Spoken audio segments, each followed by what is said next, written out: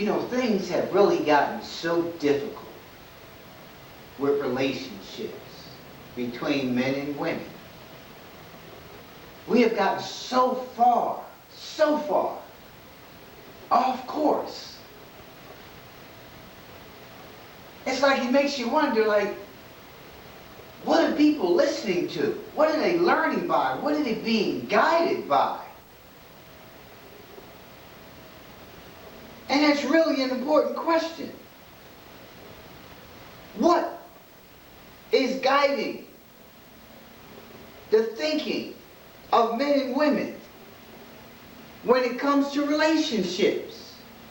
What?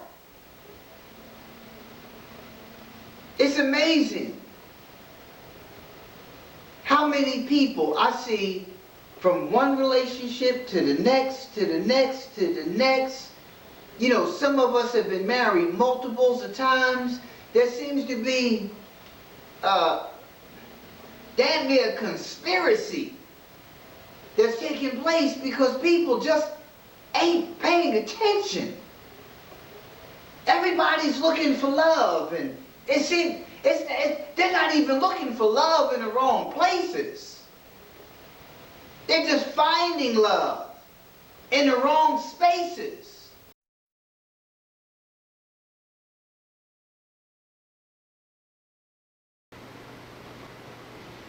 You ever wonder why cold cream stays cold even when it's not refrigerated, but ice cream melts, gets warm? You ever wonder why when you sneeze, you can't keep your eyes open? You ever wonder why? You ever wonder why you hear a song from a period of time in your life and your eyes begin to well up, or you begin to feel some level of anxiety, or your heart begins to flutter? You ever wonder about those things? I'm sure many of you do. I'm sure many of you have. But beyond just wondering about it, you don't delve into it, you don't do research on it. Well, some of us might, some of us intellectuals might, but you really don't do a whole lot of digging. You just know that it's going to be cold. You just know that when you sneeze that you need to probably pull over, make sure you put both hands on the wheel in case you're driving. Right? You know those kind of things. Right? You'll ponder the song a little, beyond the time, of its ending, but you really don't do a whole lot of research into it because it's nothing that really matters. So much so that you have to do that.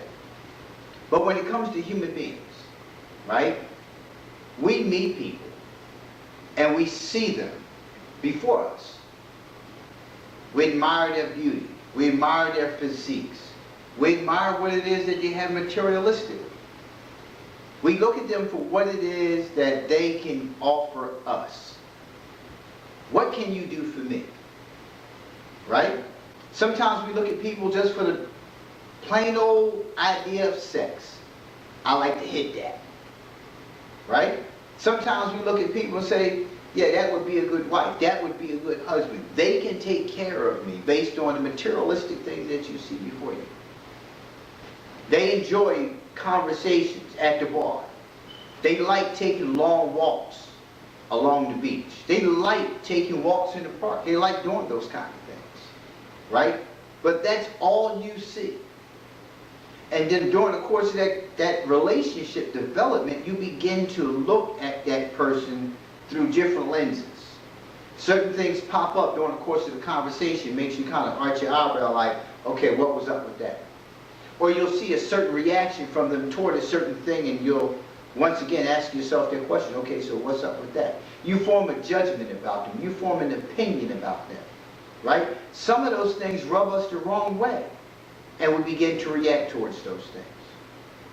Even though we have an attraction to that person, we still really don't know what the attraction is. We're still figuring it out along the way. Sometimes we're still figuring it out 5, 10, 20, 25 years from now. We're still figuring things out as we go along. And people often ask the question, so how is it somebody can be together for so many years? For so many years, and now get divorced? They looked so wonderful together. They were such a cute couple. They were a cute couple. They looked good together. Every time you saw them, you saw one, you saw the other. They were just inseparable. But why are they not together anymore? What happened? What happened that they're not together anymore? And there are a variety of reasons why. And we try to put all kind of labels on one another when the relationship fails. We point fingers. It's your fault. You did this, you did that. And sometimes that may be the case. But oftentimes we've already seen the signs. We saw the signs when we made the selection, because it was a familiar selection. We made that selection before. We picked the same type of person. The same type of person. But we missed that part, because it was dressed different. It was packaged differently. It spoke differently. The swagger was different. Therefore, it wasn't a whole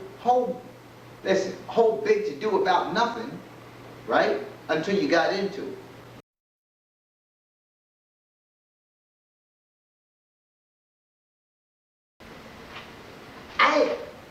I remember there was a time, I was probably about 8 or 9 years old.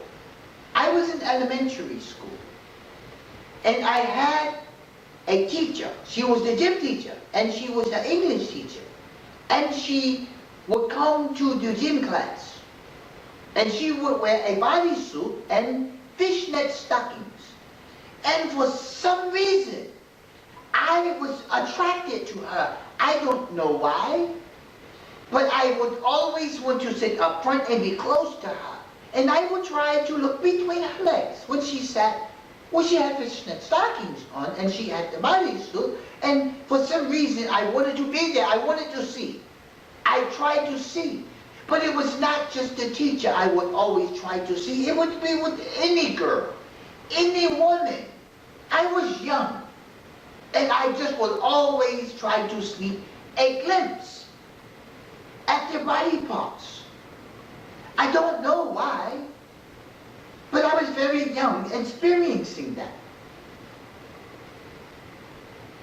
Somewhere around the age of 13, I began to have a fondness for someone who was much older than me, but I would see them often. One day, she invited me to have sex with her. I did not know what I would be doing. I just know I had seen people, I had seen pictures, I had seen movies, and I would probably enjoy it. I did not know what I was doing. She had me take off my pants. I took them off, and my penis was hard. It was hard, it was ready. I did not know what I was going to do, but I knew I was going to do something. And she took her clothes off. And it was the most magnificent thing I had ever seen. I had only read magazines. You know, the centerfold for the Jet magazine, and there was Cosmopolitan magazines, magazines that my mother had when I was a child. She was a woman, and she read women's magazines, and I would always try to look for those advertisements for underpants and bras and things of that nature. So here I was in front of a real live woman, not a girl. I'm 13. And she let me touch her and feel it, and she just felt so good. And then she had to help me, because I did not know what I was poking. I just poking. I just wanted to do something. I just wanted to do something for her. And I did not know that I was going to enjoy it as much as I did. I just wanted to touch. I was happy touching. And now we are going to do something far more than touching. So she had to help me inside of her.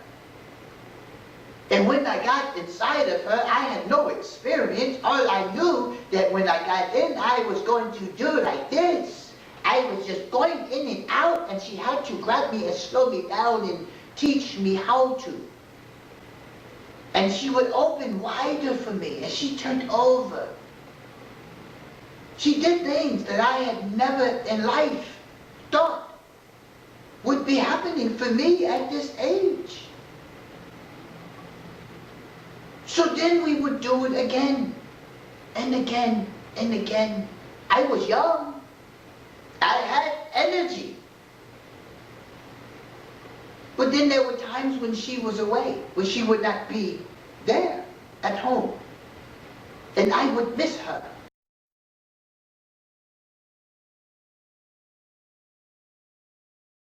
The mind has performed a trick and told them if you hide your spirit, can't nobody touch it.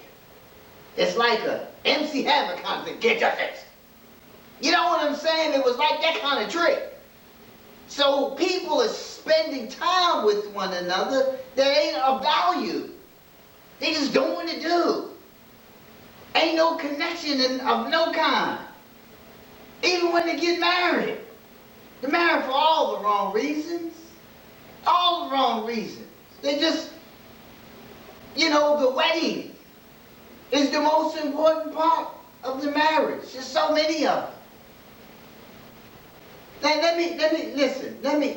let me take you back to where all of this began and what we need to do to get back to where it all began. It's a real simple solution, but we have complicated life so damn much. It's going to be hard for some of us who've already been living this life for some time. We got to pass it on.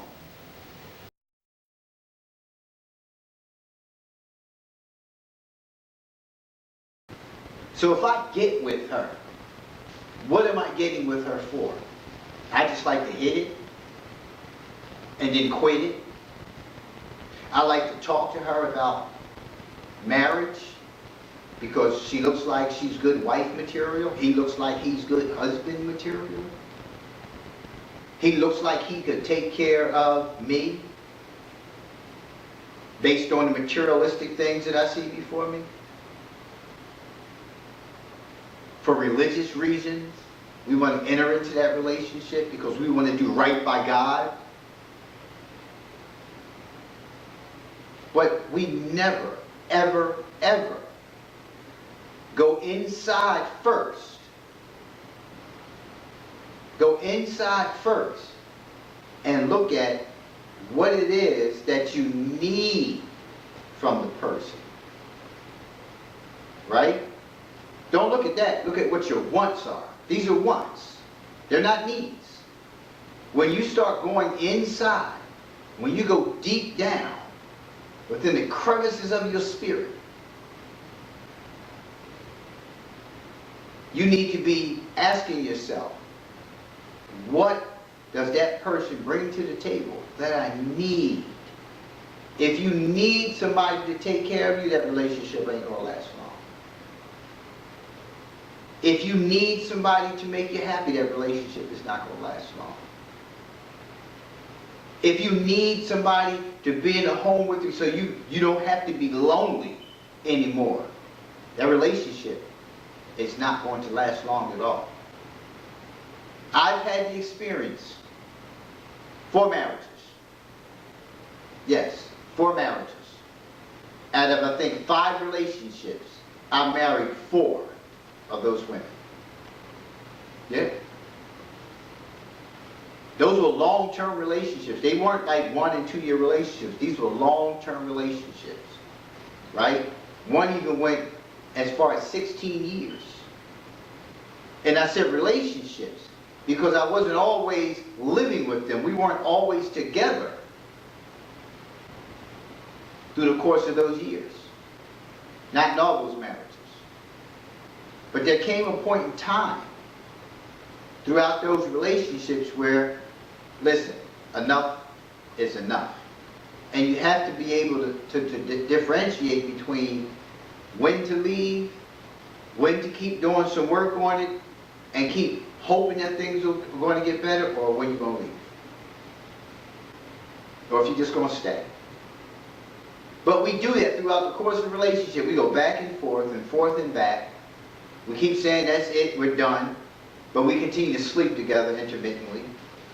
We retry it again. And a lot of times we're just retrying it again because we don't want to try to do it with somebody else. It's just entirely too much work. Too much work to start over again. So we become complacent. We become comfortable. We get stuck in that square and we live our lives just like that. Unhappy, mind you. We're not happy. It's just easier. But it's not taking care of the needs that you have inside.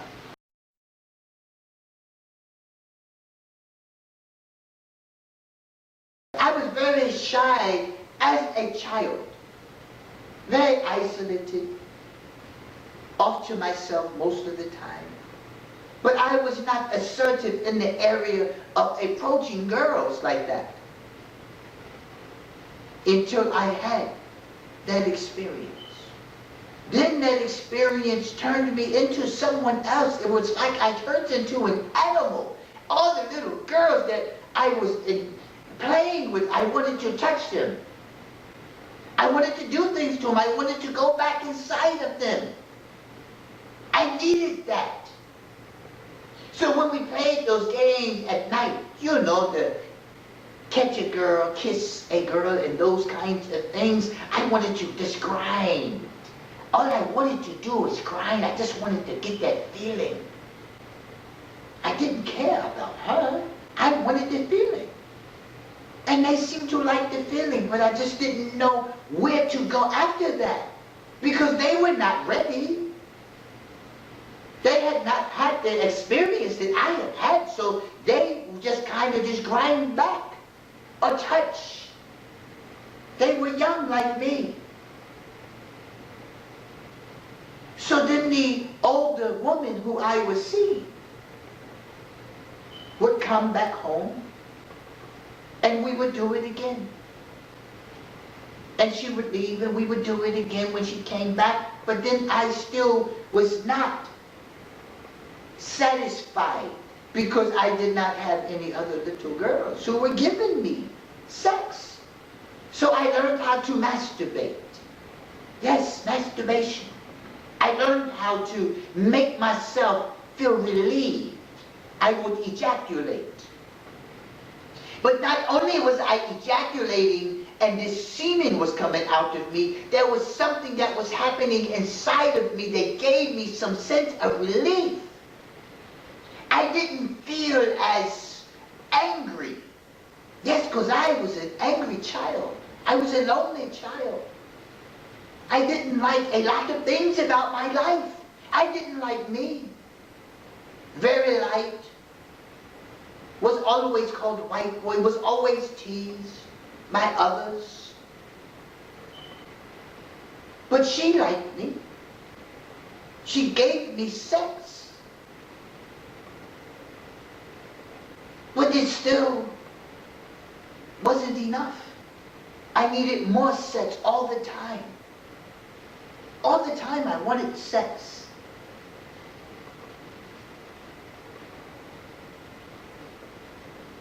But it was the feeling, the relief that I felt inside. It's like the relief was up here. How can you release from down here and be relieved up here and in here? So me and masturbation became friends. And then I eventually got sex elsewhere. Still seeing her every now and then when she was home. But I began to have sex with other little girls who were experienced with having sex. But there was nothing else there but sex. When you have sex at that age, it feels like love. It feels like love.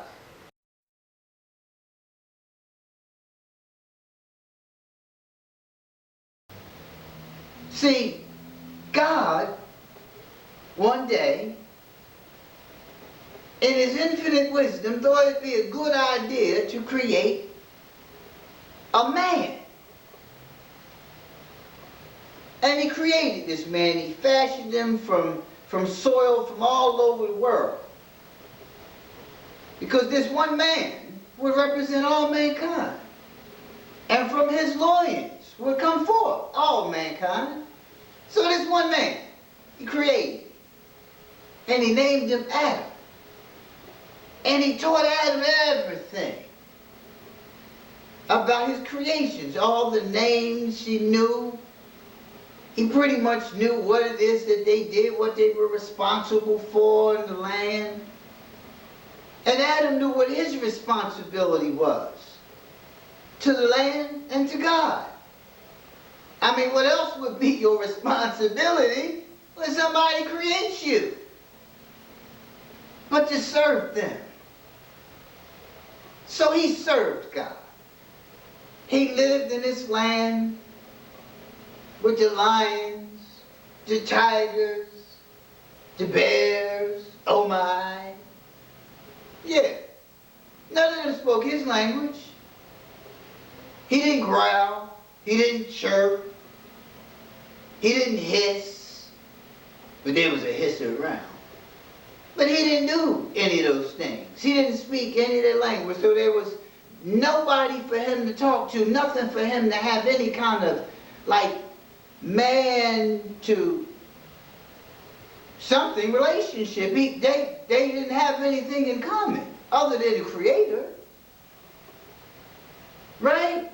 So, you know, Adam was living his life. Now, how long he was in this place that he was in, nobody can say for certain. Only God himself knows that. And Adam, because he was there. Hope he was there because it was him.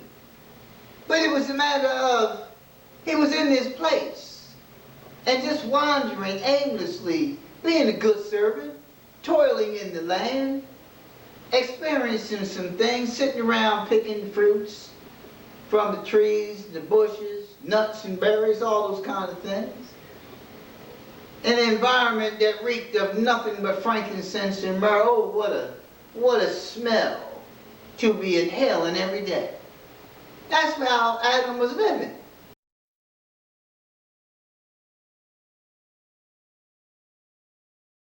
A lot of us who are in relationships don't even really know our partners because we're still with your representative. See, you don't know when the representative leaves. You really don't. Because a lot of times the person doesn't even have the opportunity to grow with you. You don't have an opportunity to grow with one another, to get to the point in life, right, where you send the representative on their way and you're with the real person. Because you're so busy picking each other apart. Picking each other apart. That you lose sight of the person. And the person is no longer there, they're just a need. It's like when I eat my food, right? I've gotten to the point in life where, like, I look at my plate as a nutritional balance. Right? A nutritional balance. And yeah, I can have the sweets and things like that. Those are the things that I want. But when I look at my plate, I look at it. Am I getting my vitamin D, my vitamin E? Am I getting my protein? Am I getting this? Am I getting that? That's how you establish a diet. Looking at your food and seeing if what you're eating is good for you. If it's addressing what it is that you determine as a need to manage your weight. Right? When you look at a person, you should be looking at a person in the same capacity. Right? You look at that person for, like, okay, so if I need this to have that serenity, that peace, and that balance in my life, does that person bring that? How does that person bring that? See, if we connected with those aspects of the person, their life would be a lot easier, and we would have less divorces, and we would have, you know, less single-parent driven home environments. If we were living life based on what we really need. We're too far gone now, folks. We're too far gone now. But it is something that we can begin to do to pass on to our children, to our grandchildren, to our nieces and nephews, little Johnny down the street. You know, we can start doing those kind of things. Because we're shot out. We're too far gone. Right? Because, you know, at this point in time, we've already been conditioned to do all these things. Right? Things are just not significant anymore like they used to be. Like when you got married, you stayed married. You worked through all those things. And then all that stuff began to change. And nobody knows when it changed. Nobody knows when it changed. It just changed. People just started doing things differently. And really, it came about as a result of, like, more people working, more people, you know, achieving things, more people doing things, right? You go from a period of, you know, no jobs being available to all these different jobs being available. You start going to school, you start getting an education, you start getting a trade, you start having other opportunities, you begin to change as a person, you begin to experience that come up. And when you experience that come up, right, you in your mind, you done blew up, and now you're messing up. Because now you've convinced yourself that I don't need nobody.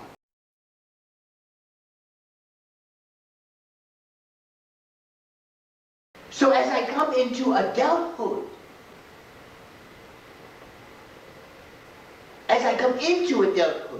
because I believed that I was a man now because I was having sex with a woman. I was told that is my manhood, that is her womanhood, therefore I am a man. So when I am of age, that says that I am now a man, I believe that I was already a man. I'd already had sex. I proved myself. She felt good. She gave me more. Therefore, she had to love me. They all had to love me because they all wanted more. But I was so devastated with the first one when she left. Every time she left, it was so heartbreaking. And then eventually she moved away. When she moved away, I had no one. I was heartbroken. Therefore, I had to find something to do in between. Masturbation was not enough. Another little girl, another woman had to be there. So I developed this insatiable appetite for sex. And I began to have sex with lots of girls. No, I'm not Will Chamberlain. He had with thousands. I didn't have thousands. But I had sex with a lot of girls. So by the time I found myself with someone who I cared for, who cared for me,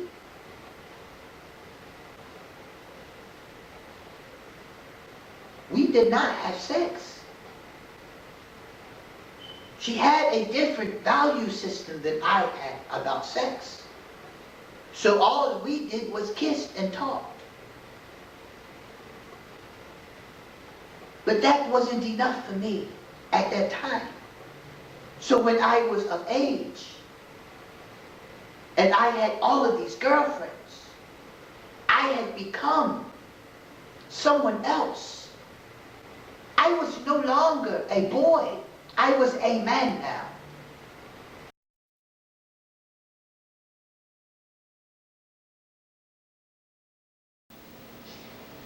But somewhere in there, right, while God was watching him, he saw a change in Adam. Something was changing about Adam. He was different. Now, I don't know if he was talking to himself, if he was doing some things to himself. I don't know what he was doing. But whatever it was that he was doing, the Creator saw that his creation needed help. He needed help, man.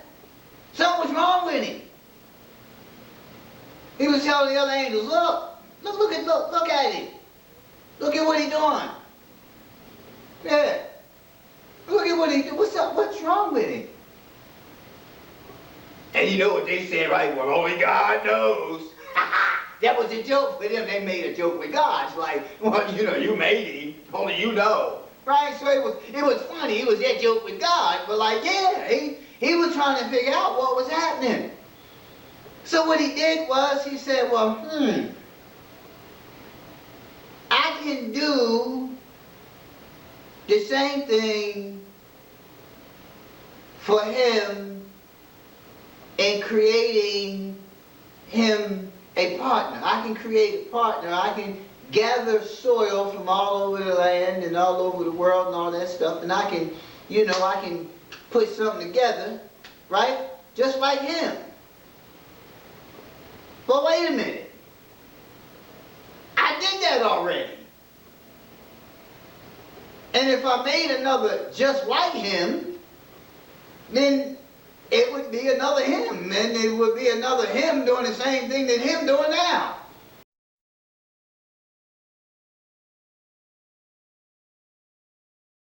But you have to look at everything about the person. How I take care of myself is how I'm going to be able to help you take care of you. Yeah. So if you eat poorly, right, what you eat is going to affect your health. When you start having medical conditions as a result of your eating habits, that affects your mental condition, that affects your attitude, that affects your behavior, which means that affects our relationship. It does. You become obese and overweight. How do you think that's going to affect you? Because you don't like the way you look anymore. When you don't like something about yourself, right, you start projecting that upon the other person and start blaming them for certain things and start, you know, being accusatory, you know, towards them of not caring and not wanting you, when it's really your own self-esteem that's been impacted by your own behavior because you have poor eating habits. So now you got to take medication because you're diabetic, or now you got to take medication because you got high blood pressure. All these things start happening to you, right? I'm the kind of guy, I cook. I was a chef for 10 years, right? But my mother had us cooking at a very early age. I think 9, 10. We were standing up on a crate, like fixing hot dogs and beans and the things that she, you know, allowed us to safe things, right? So, and then I was a chef for 10 years. I believe in cooking. My staff used to laugh at me when they were going out to the lunch truck or up the street to the restaurant. I'm coming in with a bag. Yeah. I fix my lunch. When you look at how much money y'all spend in the lunch truck, every day for lunch, I'd buy a damn lunch truck too and pull up in front of the job. Right? But you go out and you buy a soda, you go out and you buy a sandwich and you get some chips and a donut or something like that. That's $10, $12 easy, just for lunch. And then if you ain't cooking breakfast, you're getting breakfast in the morning. And then when you get off of work, more than likely you tell yourself that you're too tired to cook. So you spend it anywhere between, people are spending anywhere between $20 and $40 a day on food. But we'll sit home and look at their bills and almost cry. Because they can't, I can't, this is just too much. I can't, how am I going to live like I can't. But you're not even looking at those kind of things. Those things affect the relationship. I cook. I'll cook a meal. Right? I stopped carrying a lot of cash on me. I carry a couple dollars just, you know, just to have a couple dollars in case I got to make a cash transaction. Right? But when I stopped carrying cash, I cut back even more on my spending habits out in the little stores. Just stop at the store, grab a soda. I started carrying water with me. Right? I started carrying snack items in the car with me. I started keeping trail mix or peanuts or some kind of, what are those health bars. I started keeping those in the car. Right? I started doing those things. So it's a matter of changing my habits.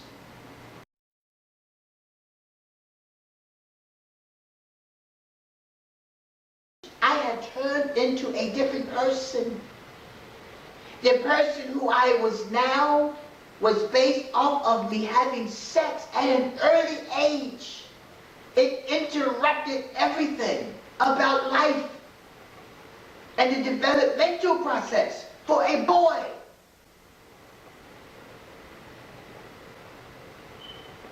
So I found myself in all of these sex ships, not relationships, they were sex ships, but we called them relationships.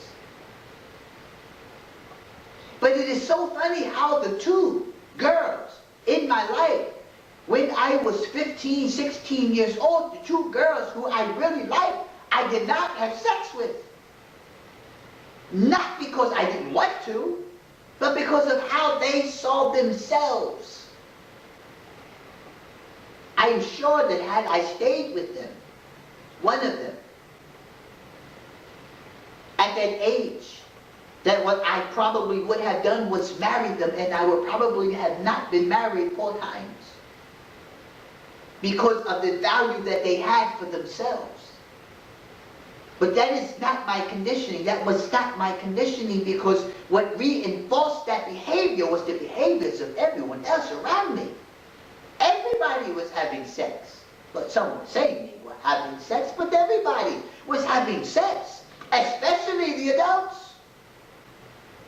And not only were the adults having sex with their wives or their girlfriends or their boyfriends, but they had other people who they were having sex with too. If I didn't see it, I heard the argument about it. You get thrown out. You cannot come in the house. You need to move elsewhere. You cannot do that. But they did that. And eventually they moved back in. I saw a lot of bad examples. A lot of bad examples. What the problem was, that I did not understand the difference between sex and love. I thought sex was love. If I gave you sex, you love me. If you love me, you do things for me. You do things for me. But that was not the case. Some just wanted sex. They did not want to see me over and over again.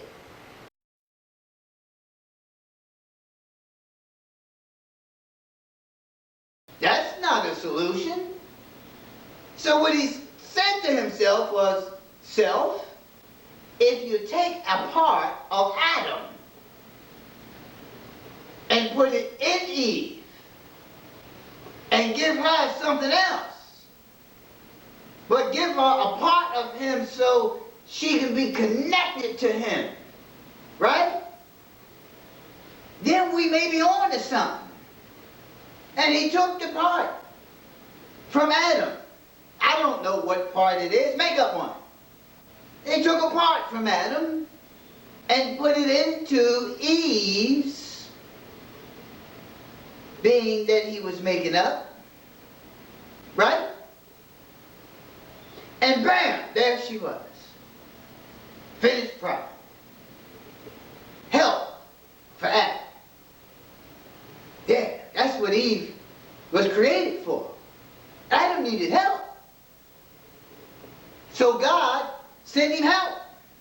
As he always does. Don't he always send help? Yeah. Here's Adam, the first one to get the help. No, the first one like him to get the help. So, Adam was chilling, you know, laying down, a little exhausted from the day, and he heard, you know, some unfamiliar sounds. It was probably Eve who was trying to creep up on him, but she didn't know Adam already had that trick under control. There wasn't nothing creeping up on him, so he sat up. And he looked around, and there she was. Woo! Lord, what do we have here? What do we have here?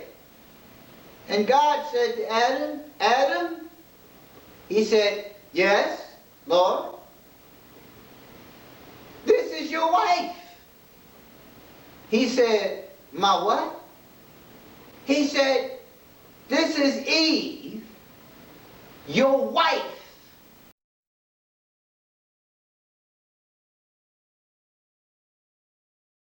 Each time something happens,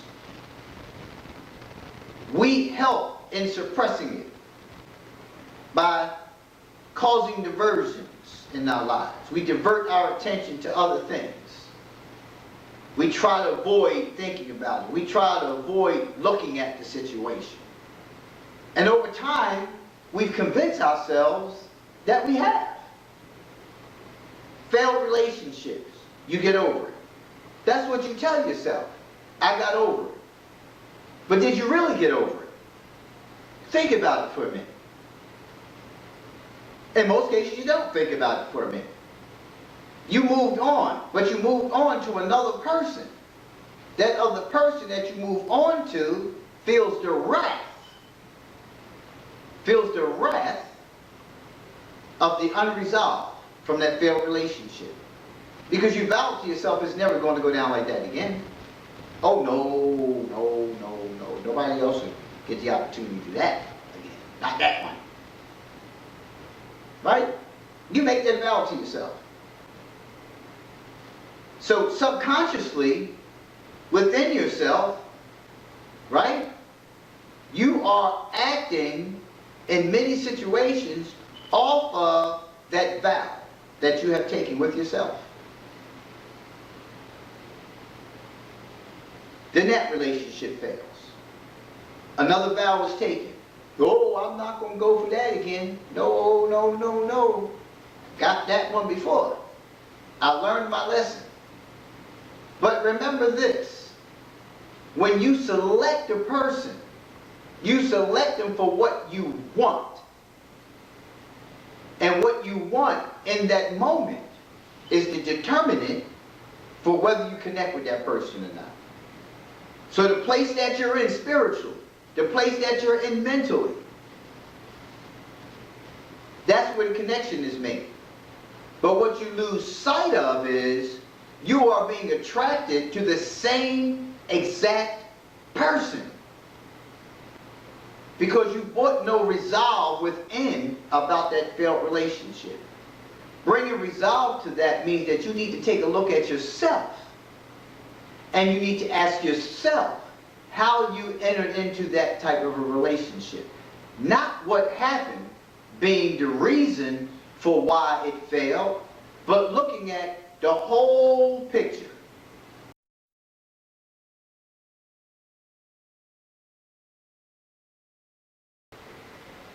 I remember the very first time I met a woman who I liked. I moved in with her. I just started coming there on a regular basis. She came to the place where I was a DJ. I came to her house. I was there. I was moved in. I had nothing. I was a bum. But I had the magic stick. Yes, it is what she liked.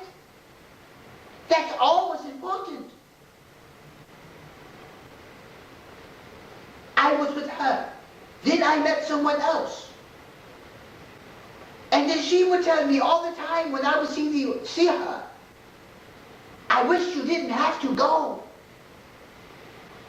I hate when you get up in the middle of the night and have to go home to go be with someone else. She would say that to me all the time.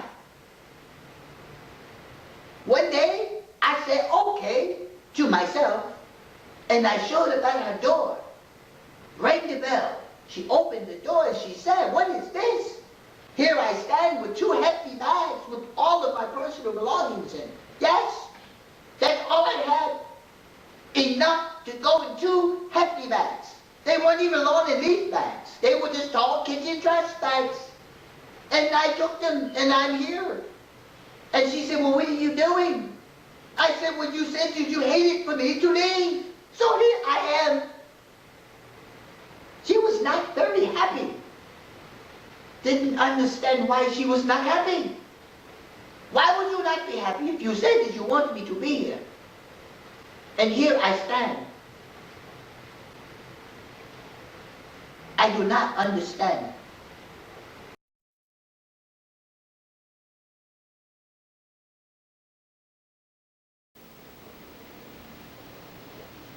And he just looked. And he smiled. Because remember, that part taken from him was put in her, so there was a connection.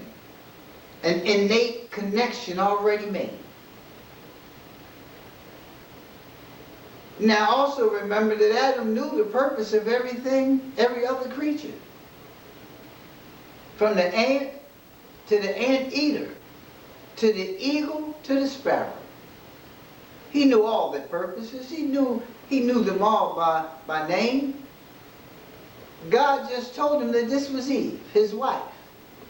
He had no clue about this one. He didn't know what an Eve was. There were no other Eves.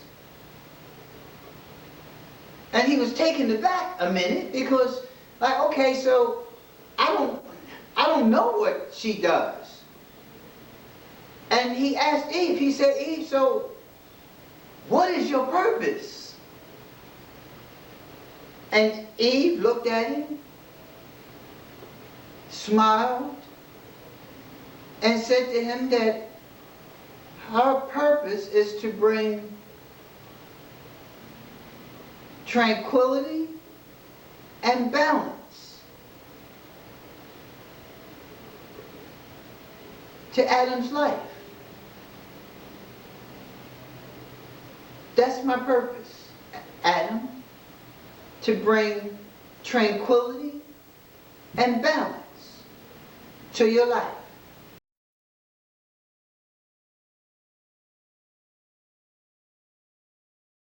When you have sex with the person, they are entering into your spirit. If you are a woman, if you are a man, you are entering into her spirit. Yeah, it's not just a vagina. It's not just a penis. There's something that happens. There's something that happens. But because we have become so irresponsible with sex, because we've developed this insatiable appetite for sex, nothing else matters. Even when you sit down and say, well, listen, if we ain't married, you ain't getting none. So you get married. So you can legitimately have sex. So you can do right by God. It doesn't change anything. Because if you're doing right by God, then you have to look at the need. Your need. See, when I entered into these marriages, I had discussion about a lot of things. And when I entered into my religious practices, I had even more dialogue about things. Right? But the most important aspect of all of this is that when something goes wrong in the relationship, when stuff goes to the left in a relationship, it is so important that you have a foundation ingrained in divine precepts, whatever your practice is. You have to have God as a go-to source. This is what gets your spirit in alignment. Even if what's coming from the other person, right, is not in alignment. You get your spirit in alignment when things start happening and you go to God. You start asking questions of God. Then you have to pay attention. Right? This is where the problem comes in. Because you got to pay attention for God's response to your questions. You got to pay attention.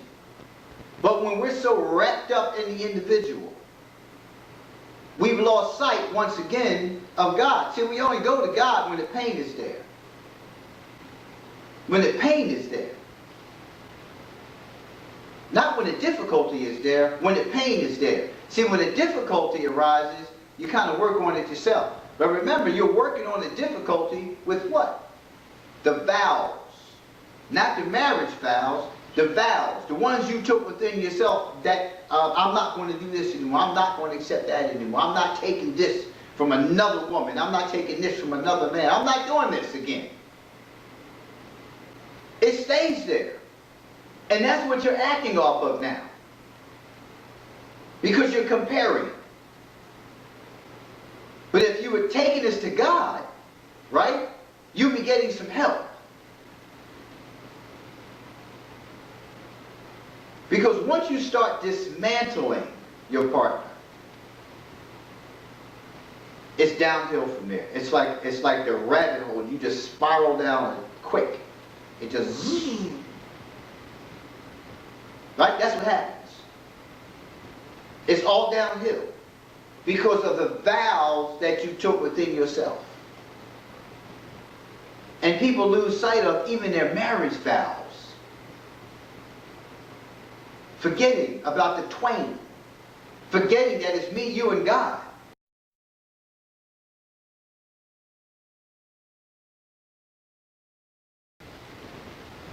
But this is a matter of communication.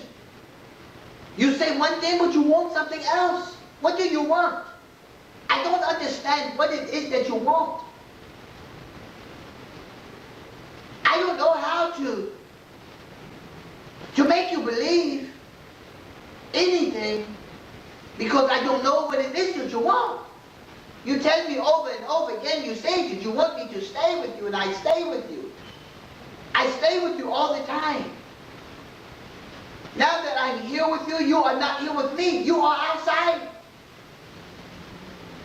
You are at a trip. You are on a business meeting. You are somewhere, but you are not here. So I wait, and I wait, and I wait, and I don't see you come home until later. When you come home, you are tired. I don't think that you are with anyone else. Why you are not with me?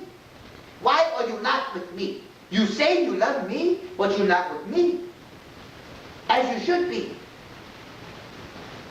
This love thing gets very confusing because it makes you think that you should be doing things that are not consistent with what love is. Love means you are with me, not against me, not at odds with me. Love means that you do things with me. We spend time together. But I found that that is not true either. That is not true either. What happens is we become different people to appease different people. We look at circumstances and we say, okay, well, you want me to do this, I will do this. You want me to do that, I will do that. You don't like when I do this, I will start doing that. Even though it is a struggle for me not to do it. It would make you unhappy, I do not do it. But I do not get the same from you. From you, I don't get the same thing. I get over and over and over again, you must do this for me. Why do I must do this for you? Because you do this with me. That gives you the right to do anything that you want to do with me. I do not understand that. That is something I have to begin to understand.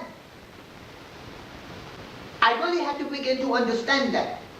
That because you are giving me China, I am giving you dick. That should be enough. But that is not enough. Now you want money, you want me to pay bills, you want me to buy, you want to wine and dine. What do I get for that? So you say because you give me China, that is it. That is what I give you. And if that is not enough, then you should find someone else.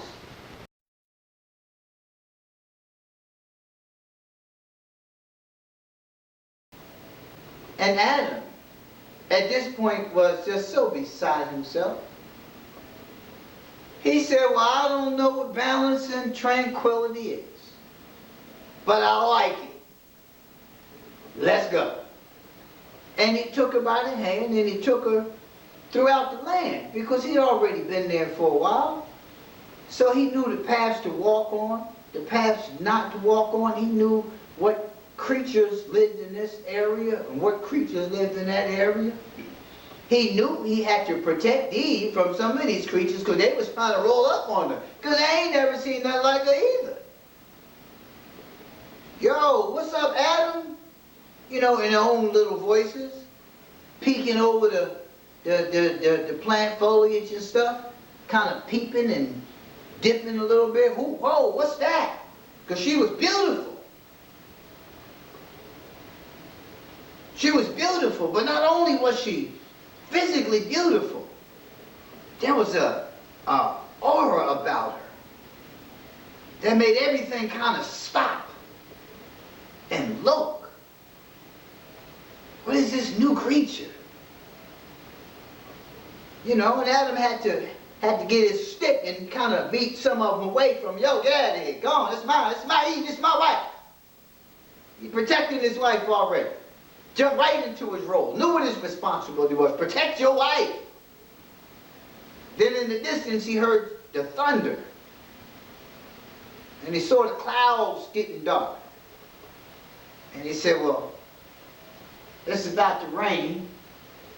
Eve had no idea what rain was, so he had to tell her, but it's still hard to describe it, so little droplets of water start falling from the sky, and she start feeling it, looking up, and he said, that's rain. And he said, it's going to come a little heavier than that in a minute, so let's go take some shelter. And he took her to his shelter.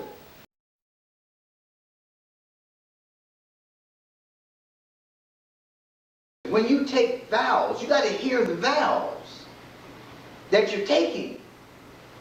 And a lot of times people just standing there, they're just so happy to be standing at the altar. Oh, she loves me. He loves me. I got him for life. She's mine forever. That's all you hear in your mind. That's all you hear in your mind. You don't hear what nobody's saying. Right? Sometimes the minister has to repeat himself. Because you didn't hear, oh, I'm sorry, what did you say? I just love him. Right? That's where you're at. And you just go on, you exchange the rings, and you're not hearing what's being said. You're not hearing what's being said. Now some of y'all will never even get to that point. Y'all will just be in and out of relationships and never marry. But you will still go through the same emotions when it comes time to address issues. You will still be stuck on your own vows. Because you vowed never to do this again, never to do that again. I want to keep, you're going to hear me say this throughout this film. But those are the things that you're riding on. You're not riding on anything else. So the next person that comes along never even has half a chance. Each failed relationship, right?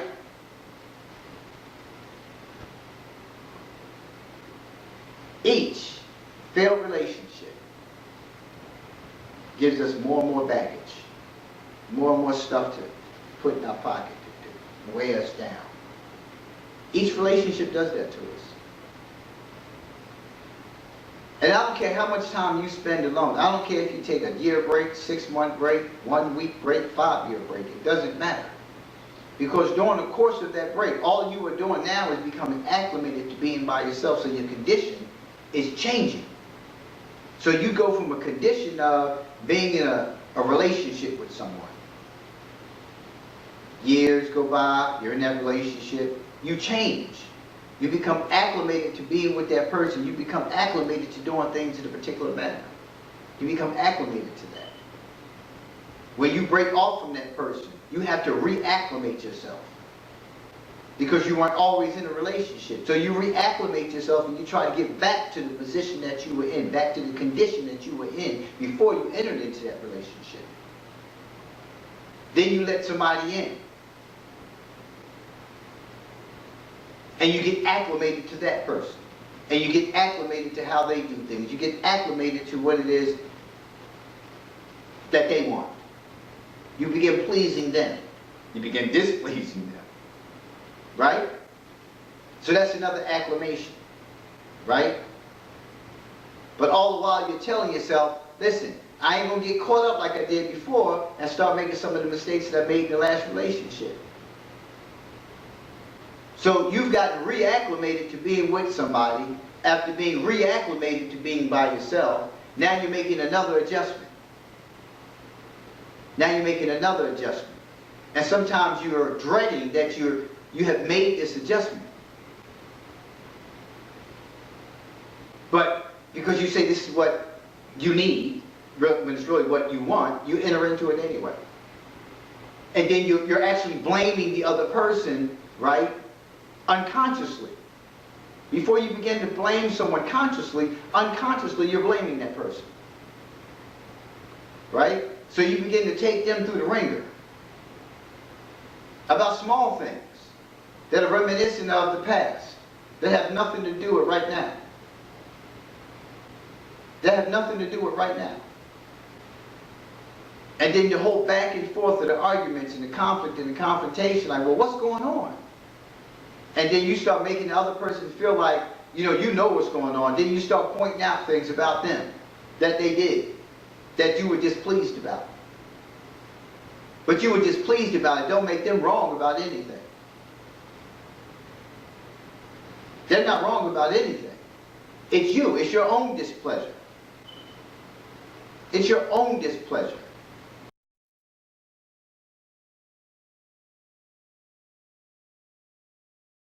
And they sat there and they watched the rain. And Eve was just amazed. And Adam was telling her about the purpose of rain. Yeah. He was telling her about the purpose of rain. And she was just like ecstatic about rain's purpose. But Adam wanted to get back to her purpose. You know, he wanted to tell me about this whole balance and tranquility thing. And they begin to talk. And he began to feel the conversation. So you know how we say, you feeling me? Well, yeah, he was feeling Eve. And Eve was feeling him. But there was something taking place inside of Adam that he was beginning to feel different. He was resting his eyes upon a thing of beauty that was there to bring tranquility and balance to his life. This was his wife. Center of attention. The only thing he wanted to focus on is mine. And they began their life. And she taught him things about himself. Things that he once did. His, parts of his character that had developed as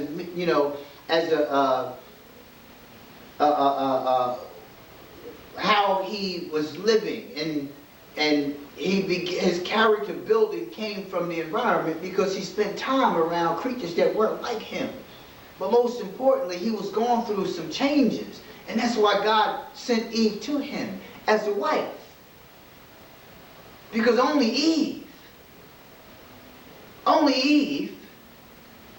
can help Adam. You understand what I'm saying to you? Only Eve can understand and help Adam. Balance, tranquility. Nothing else can take the place of Eve.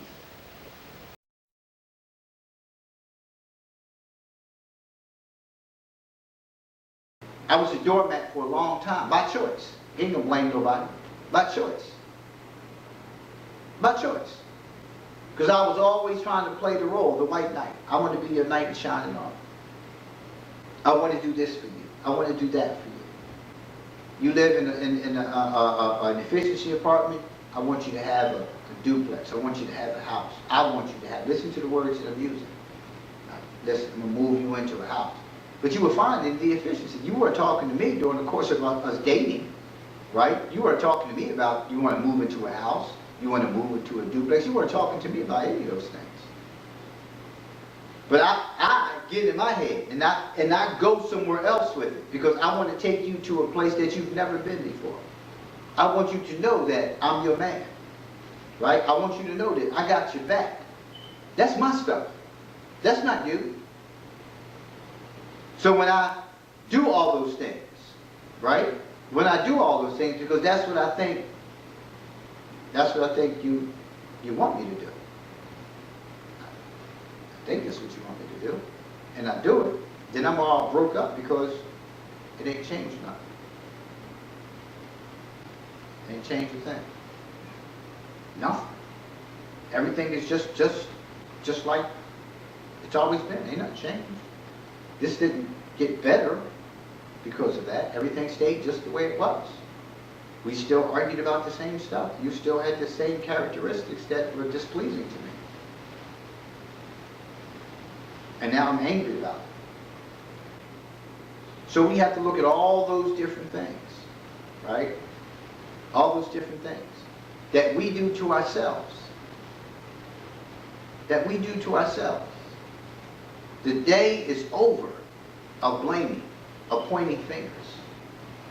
Right? That day is over. You can continue to do that if you want to. That's entirely up to you. But for me, that's over. Nah, I ain't doing that no more. Right? And I got to keep telling myself that, man. Because all it takes is another one to walk by and the same thought creep right back into my mind. Like, oh, she seems to be. And even in talking to her, forgetting I'm meeting the representative. So you got to learn how to ask the person questions that the representative can't answer. You understand what I'm saying? See, when you're talking to the representative and you're being a representative yourself, you're going to ask questions that are just representative of who you want the person to think that you are, of who you've convinced yourself that you are, of who you want that person to believe you are. But if you want to have a long-lasting, heartfelt, groovy relationship, you got to go all in. And a lot of times people say there are just some things you just don't talk about or ask during the first date, the second date, the third date. Hey, listen, let me tell you this. Right? I'm not going to do this anymore. Where I kind of like tease myself. Right? It's a tease when, okay, we're going to go out this time. I ain't going to talk about nothing important. I'm going to just talk about superficial stuff. I ain't talk about nothing important. I'm going to just be nice. That's what I'm going to do. I'm going to be nice. Right? I ain't going to get real yet. I got to get it first. Right? Because you start getting real before you get it. Now you're mad because you ain't get it. Right? Now you're mad because you ain't get it. So you be nice. That's that representative behavior. And if you don't think you have it, you fell for the Jedi mind trick again.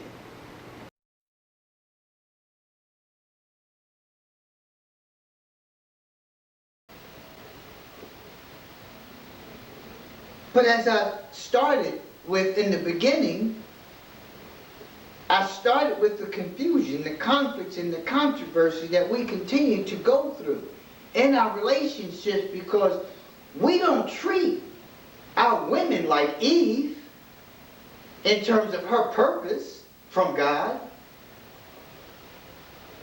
We're not treated like the Adam which was intended for Eve as a means of protection, a provider of shelter, food, all those other things that Adam was given a purpose to do for Eve. We don't, none of that is even happening anymore. Now it's about Bentleys, Beamers, and Benzes, big houses, fine clothing, fine dining. Everything is fine, except you. And I'm not saying fine in terms of look, appearance. You ain't fine. I'm not fine. Not like he finding myself in some of the worst situations that for my spirit. If you with me and the only thing you doing is wanting what you want and wanting what you want now and just taking from me and draining me from any and everything that I have, you ain't no good for me. All this is temporary. And I have evidence to prove that. I've been married 4 times.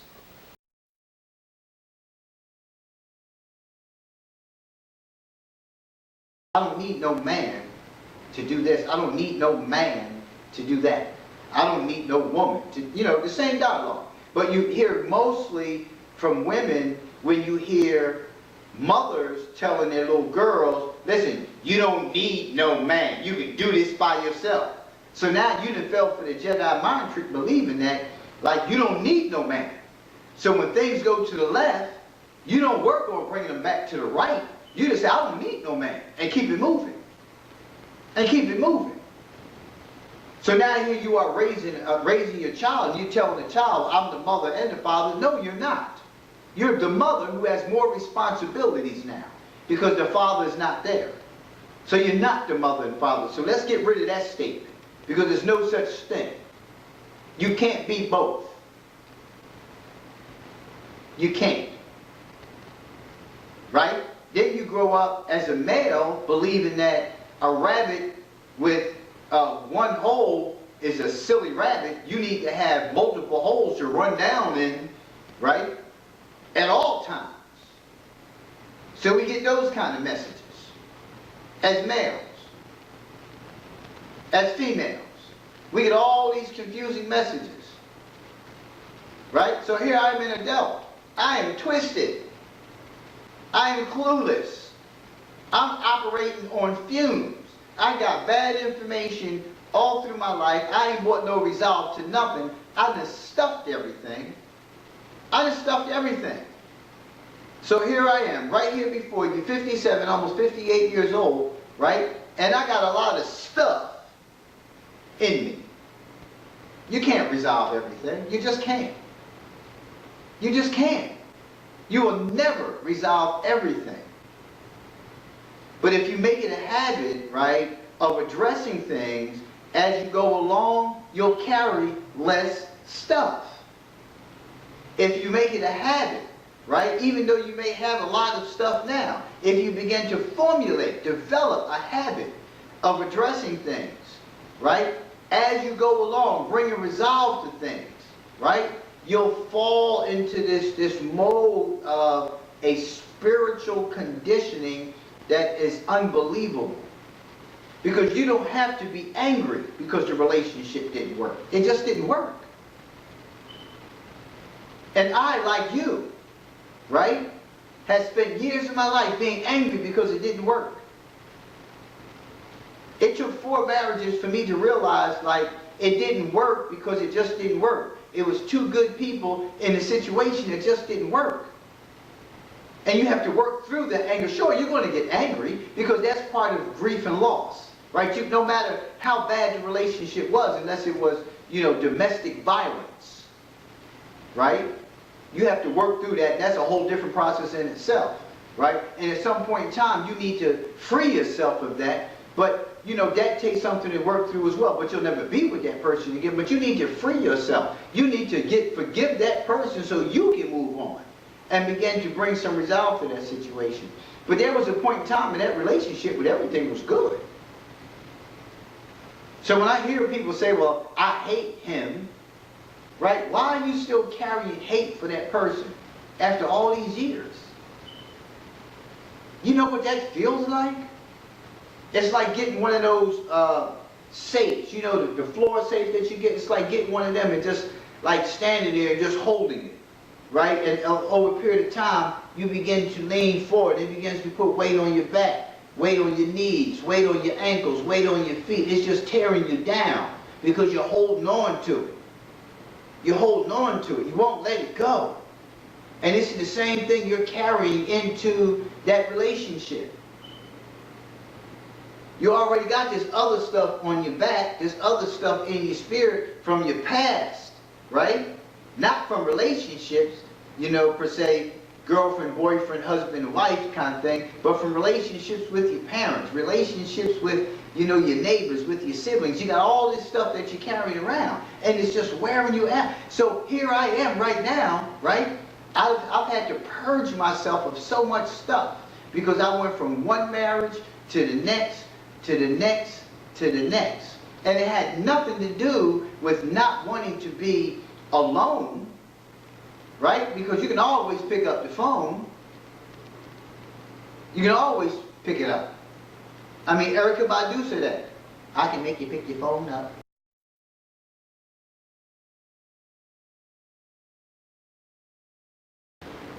I did it at 13. She was 22. I thought it was the best thing since sliced bread. I found later in life it was so much of a detriment for me because I was always chasing it after that.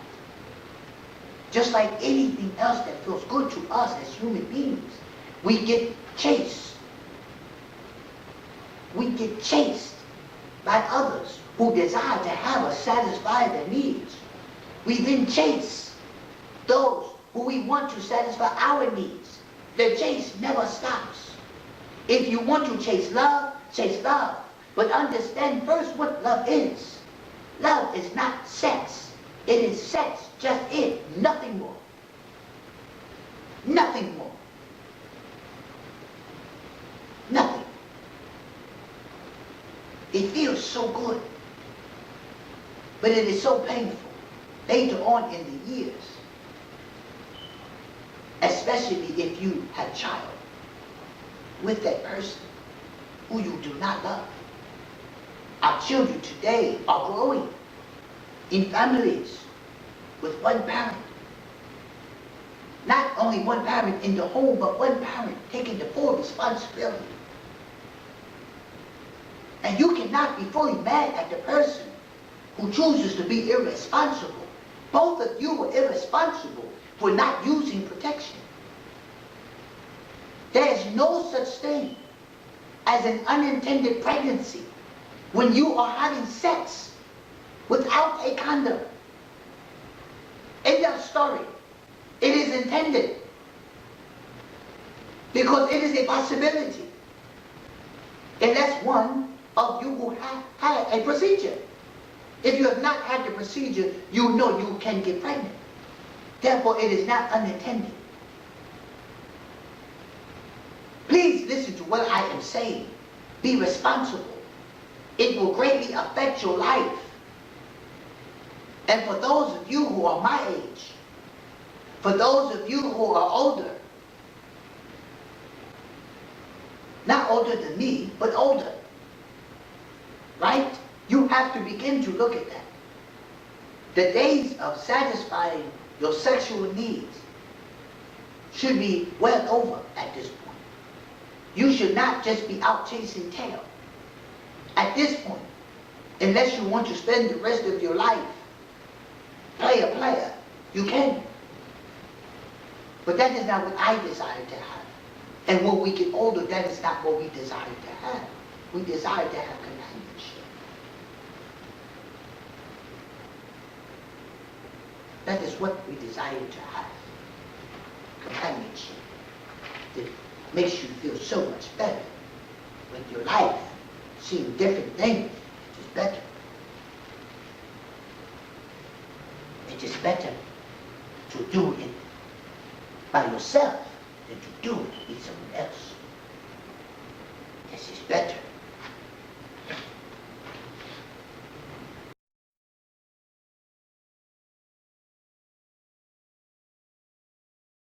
So a lot of times we'll turn a blind eye to these kind of things, right? A lot of times we'll ride on misinformation and we won't talk about those things. I'm going to talk about marriage on the first or second day. Why not? How do you feel about marriage? Right? Because we need to know where we're going with this. Something I haven't practiced in the past. Like I should. Right? I enter into the relationship aspect, the parts that, you do things together and don't ask the questions because we're just attracted and we just started, we started, batting our eyes at one another and posturing and all that kind of stuff. And, then we had the sex, and now you want to start talking. Now you want to start having conversations about things after you've already started having the sexual relationship. Because if we get together once and we get together a second time, this is going pretty good. But what happens is, in situations like this, somebody often assumes that this relationship has happened. Not looking at this is just a sex shit. We haven't established a relationship yet. So you establish a relationship by having a conversation about where we going with this. And sometimes that where we going with this happens in the first date. Like, okay, so what's up? What you coming at me for? What do you want? Where we going with this? Well, I'm trying to what I'm saying? Like, look good, girl. What's up? Right? And then we go ahead and we do that thing because that's where we're going with this right now. This is where we're going with this. Right? This is where we're going with this. Right? And guys, I got to tell you right off the bat, listen. A woman makes a decision whether you're going to get some or not. It ain't your swagger. It ain't your old slick lines. It ain't your Jag, your F-class, your F-type Jaguar. It ain't that Versace suit. Ain't none of that. All you did was market yourself. Right? That's all you did. You just marketed yourself. You just marketed products. Right? Okay. But the other thing was, can he hit it right? Right? Because that's what I need. Like, he needs to be able to, beat on his chest after he get done. And then we gonna look at that F-type. Okay, I done gave him some, so yeah. So now you put this out there, so this is what I'm expecting from you now. Right? Now you got to follow up with that. Right? But what you don't ask yourself is, like, okay, so is that his? Is it leased? Is it rented? Can he afford it? Can he afford me? Is he responsible? Is he paying his bills like he's supposed to? Where does he live? Who does he live with? These are some questions like you start asking afterwards. It's too late now. I ain't got it. And if it's a good shot, you're going to go back. You're going back. Right? You going back. But you're already stuck. No pun intended. You're already stuck. You're already stuck. But again, your needs are still not being met. So you're not happy with this. You're not going to be happy with this. Because all you did was satisfy that id. That part of self that just wants what it wants, and it wants it now. And it don't care about nothing else. Just give it to me. Give me mine.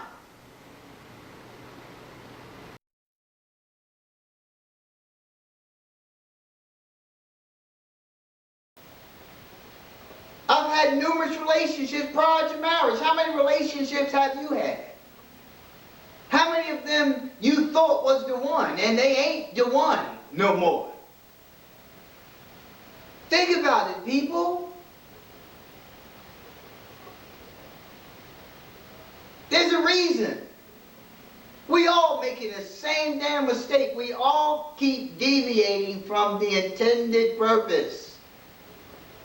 Because we want what we want. We're not getting what we need. We're getting what we want.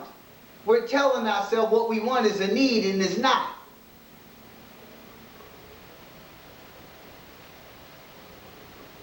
It's not.